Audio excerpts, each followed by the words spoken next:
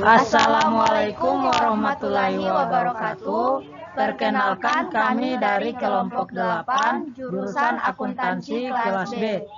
Nama saya Muhammad Sultan Anwar. Saya Tiare Saro. Saya Linengke Muhammad. Baiklah, pada video kali ini kami akan memaparkan materi tentang integrasi nasional. Yang pertama itu pengertian integrasi nasional. Integrasi nasional adalah penyatuan atau pembauran suatu bangsa sehingga menjadi satu kesatuan yang utuh. Ada berbagai macam pengertian integrasi nasional. Menurut Kamus Besar Bahasa Indonesia atau KBBI, integrasi memiliki arti pembauran sampai menjadi satu kesatuan yang bulat dan utuh.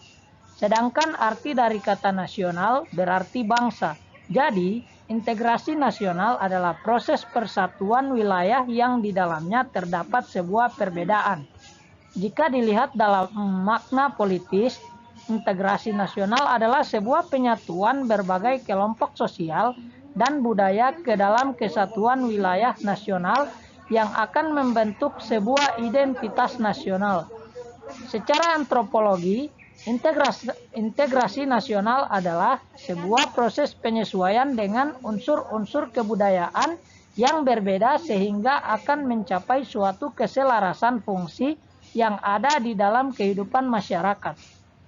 Integrasi nasional merupakan konsep penting yang perlu dipahami setiap warga negara. Pengertian integrasi nasional menurut para ahli. Yang pertama itu Dr. Najaruddin Samsudin.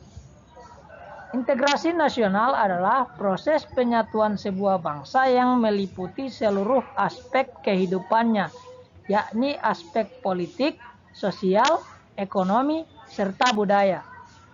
Menurut Howard Urigins, integrasi nasional merupakan penyatuan bagian yang terpisah dari masyarakat menjadi kesatuan atau keseluruhan yang lebih utuh atau memadukan seluruh masyarakat kecil yang jumlahnya banyak menjadi satu kesatuan negara.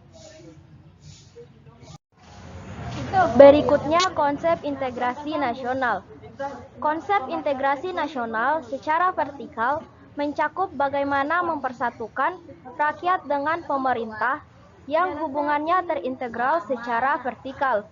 Konsep ini juga mencakup bagaimana menyatukan pemerintah pusat dan pemerintah daerah.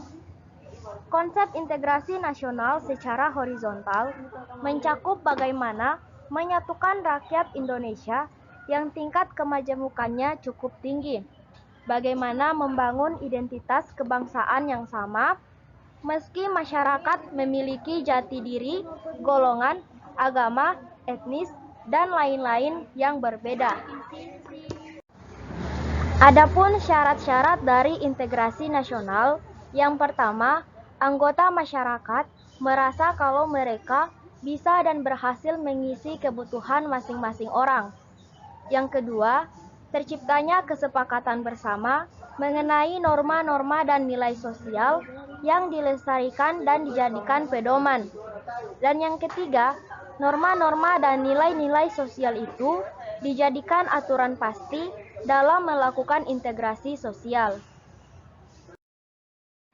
Faktor-faktor pembentuk integrasi nasional. Yang pertama, perasaan senasib dan seperjuangan. Satu di antara faktor pendukung integrasi nasional yang paling utama ialah adanya perasaan senasib dan seperjuangan.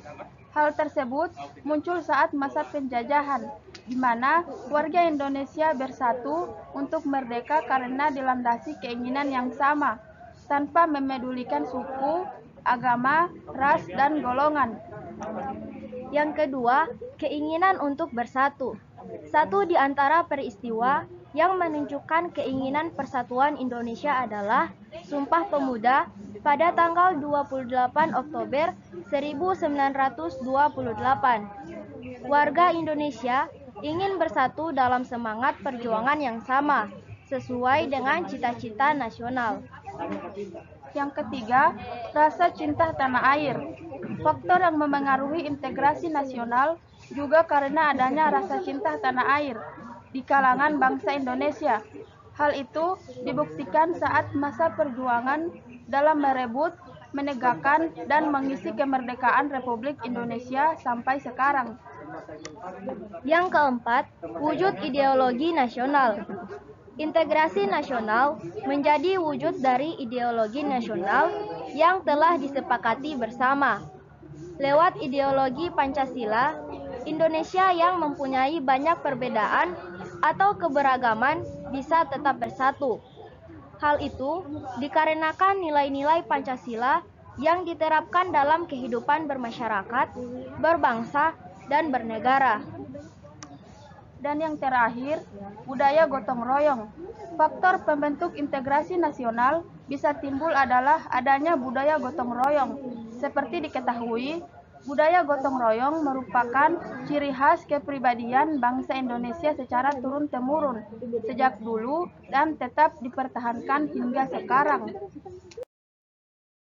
Adapun faktor-faktor yang menghambat integrasi nasional, yang pertama, masyarakat Indonesia beraneka ragam.